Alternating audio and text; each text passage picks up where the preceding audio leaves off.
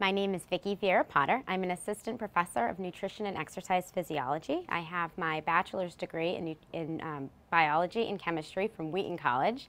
I have my master's degree in nutrition from the University of New Hampshire. My doctorate degree is from the University of Illinois, Urbana-Champaign, and I did postdoctoral work at the Human Nutrition Research Center on Aging at Tufts University in Boston, Massachusetts.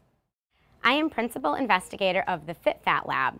And what our lab studies is how behavioral and biological factors affect the physiology of adipose tissue or fat tissue. And we've recently joined forces with a close colleague of mine, Jaime Padilla, who studies vessel function. And together we call ourselves the cardiometabolic unit. Right now we're currently conducting studies where we investigate the role of aerobic fitness on the metabolic response to menopause in a rat model. And a major finding that has come out of that work is that the high-fit rats are metabolically protected from weight gain as well as the metabolic dysfunction that goes along with loss of ovarian hormones. With menopause, or the loss of ovarian hormone function in humans, we know that women, postmenopausal women, gain weight, and this makes them at higher risk for developing type 2 diabetes and cardiovascular disease and other diseases of metabolic origin. So our lab is really interested in determining what's responsible for that metabolic dysfunction that happens with loss of ovarian hormones or menopause. Specifically, what's responsible for the weight gain and the insulin resistance and some other metabolic comorbidities of obesity that occur with menopause.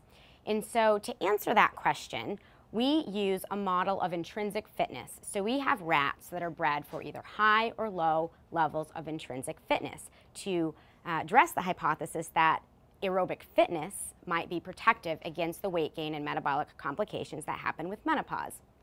And so what we found in our studies is that high-fit rats are actually completely protected from the weight gain, specifically the gain in adipose tissue or fat tissue that happens with menopause.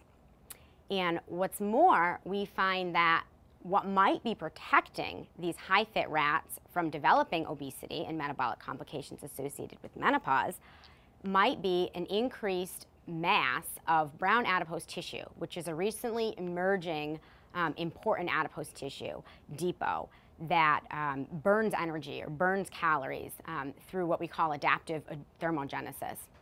And so we have ongoing studies where we're actually removing some of that brown adipose tissue from our high-fit rats to see if we can reverse some of that protection, to see if that brown adipose tissue is mechanistically responsible.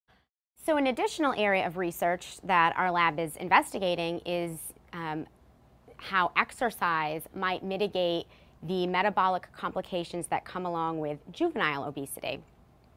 And an additional research area that we're just getting into is investigating the role of soy isoflavones and how they might mitigate the metabolic consequences of menopause, again using our rat model of high and low fitness.